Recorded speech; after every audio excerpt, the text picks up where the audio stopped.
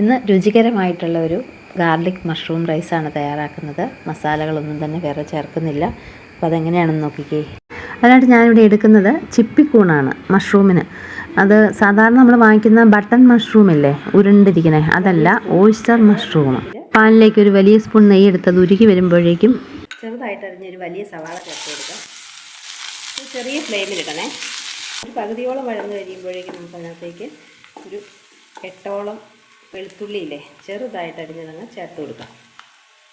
Maximum ചെറുതായിട്ട് അരിയാമെങ്കിൽ നല്ലതാണ്. ഈ വെളുത്തുള്ളി ഒന്ന് നന്നായിട്ട് തന്നെ മൂക്കണം, എന്നാലേ അതിൻ്റെ ആ ഫ്ലേവർ അങ്ങ് വരുള്ളൂ. ഇതിനി പതുക്കെ കളറൊക്കെ ചേഞ്ചായി വരുമ്പോഴേക്കും നമ്മൾ അതിനകത്തേക്ക് ചെയ്തിരിക്കുന്ന മഷ്റൂമുണ്ട്.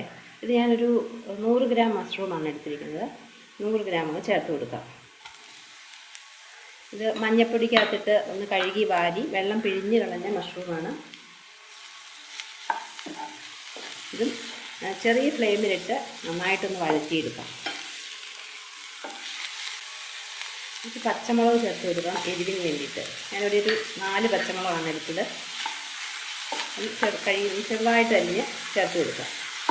സാധാരണ കടകളിലൊക്കെ കിട്ടുന്നത് ബട്ടൺ പോലെയുള്ള മഷ്റൂം വെച്ചിട്ടാണ്. പക്ഷെ അതിനേക്കാളും ടേസ്റ്റ് എപ്പോഴും ഈ ചിപ്പിക്കൂൺ തന്നെയാണ്. ആദ്യമേ തന്നെ നമുക്ക് ഉപ്പ് ചേർക്കണ്ട. ഉപ്പ് നന്നായിട്ടൊന്ന് വഴന്ന ശേഷം മാത്രം ചേർത്താൽ മതി, അല്ലെങ്കിൽ ആ ഉപ്പിൻ്റെ വെള്ളം എല്ലാം കൂടെ ഇങ്ങനെ ഇറങ്ങി വരും.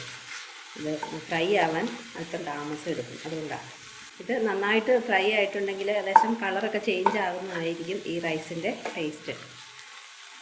ചെറിയ ഫ്ലെയിമിലിട്ട് ഇപ്പം കളറൊക്കെ ചേഞ്ചായി വരുന്നുണ്ട്. ഇനി ഇതിലേക്ക് ആവശ്യത്തിന് ഉപ്പിട്ട് കൊടുക്കാം.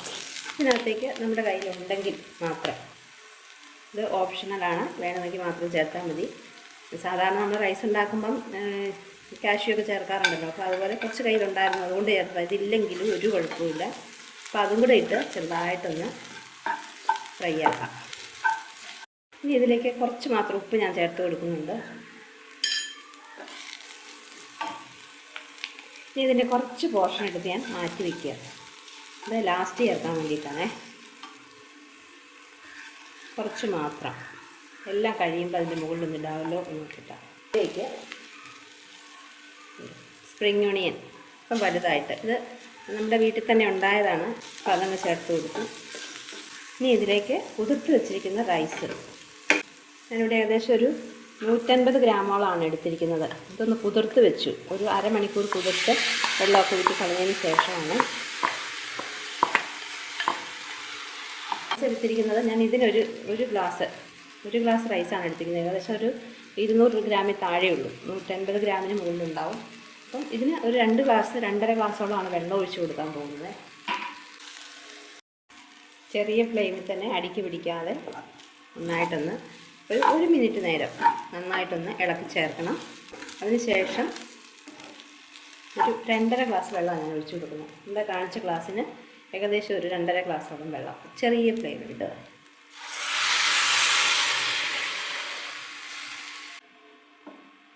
ഉപ്പ് നോക്കിയിട്ട് വേണമെങ്കിൽ അല്പം ചേർത്ത് കൊടുക്കാം.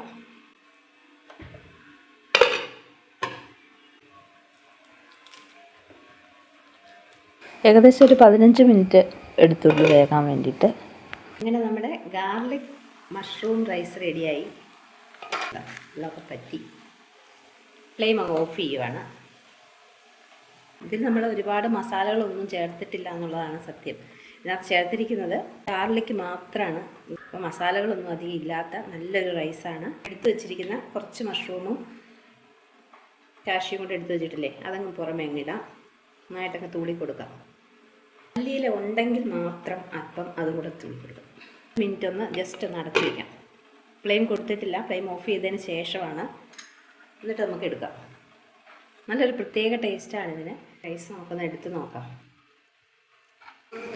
ടേസ്റ്റ് മാത്രമല്ല, മഷ്റൂമിൻ്റെ നല്ല കൊതിപ്പിക്കുന്ന ഒരു വാസനയും കൂടെ വരുന്നുണ്ട് ഇത്.